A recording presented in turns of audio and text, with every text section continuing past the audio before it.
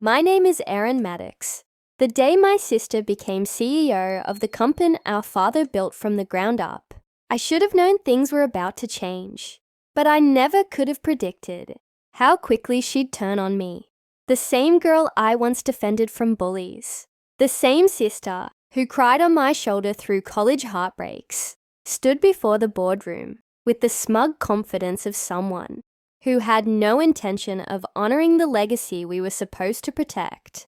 She wore her success like armor, and I, the brother who had dedicated his entire adult life to the business, was no longer a part of her vision.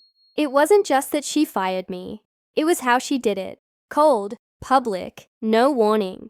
One moment I was preparing a presentation for the quarterly review, the next, she was standing behind my chair with a folder in her hand and security at her side. I still remember the stunned silence of the room as she said, "You're no longer needed here, Erin." Like I was a stain she couldn't wait to wipe clean. No explanation, no grace. Just years of loyalty tossed away like trash.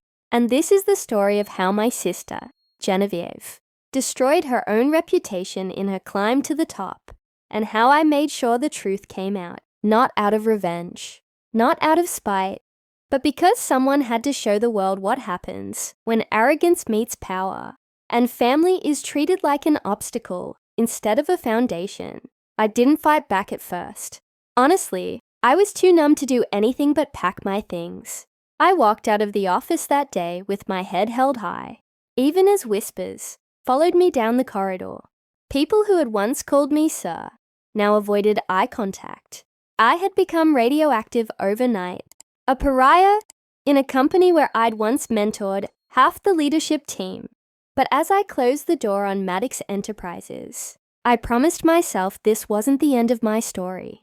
What Genevieve didn't know, what she couldn't have known, was that I had something she'd never be able to manufacture, buy, or manipulate: the truth.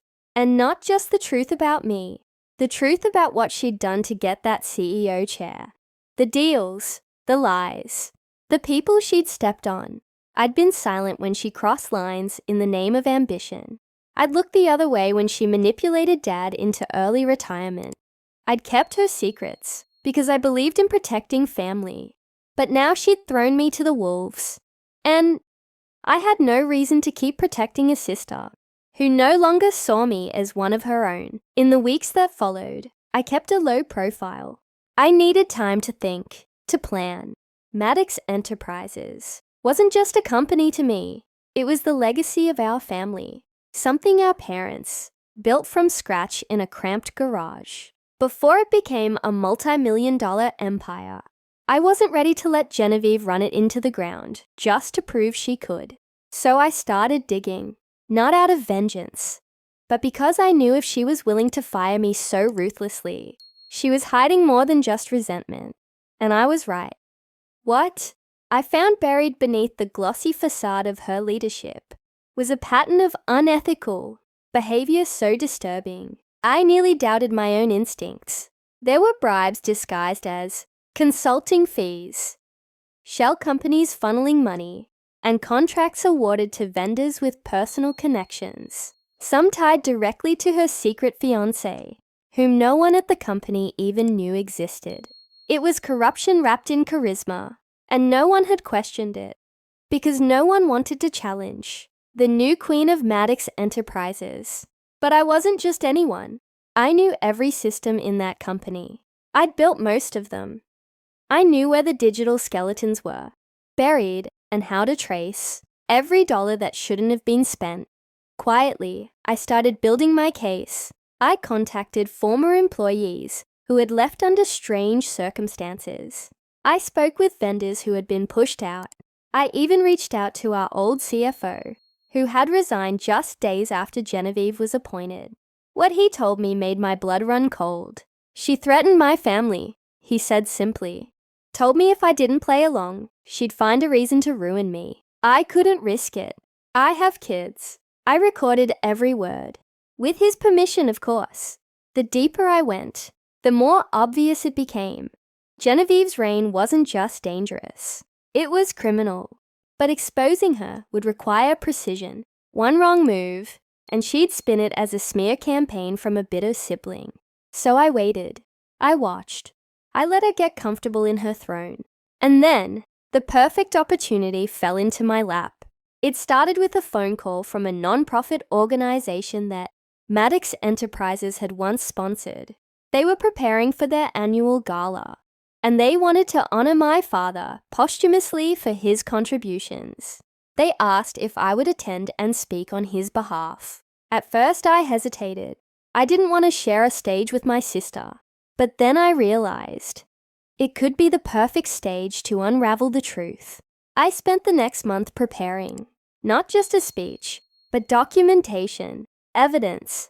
I worked with a small legal team, off the record, to compile everything I'd uncovered. I made copies. I encrypted files.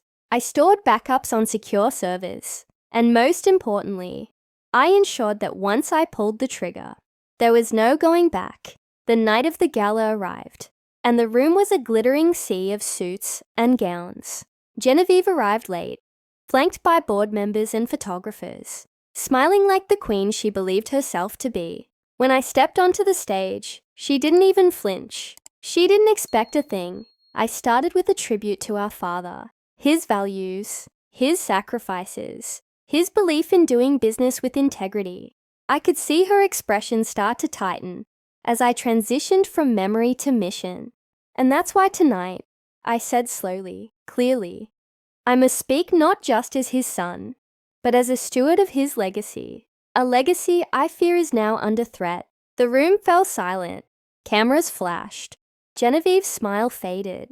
I cannot stand by while the company he built is turned into a personal playground for manipulation, deceit, and greed.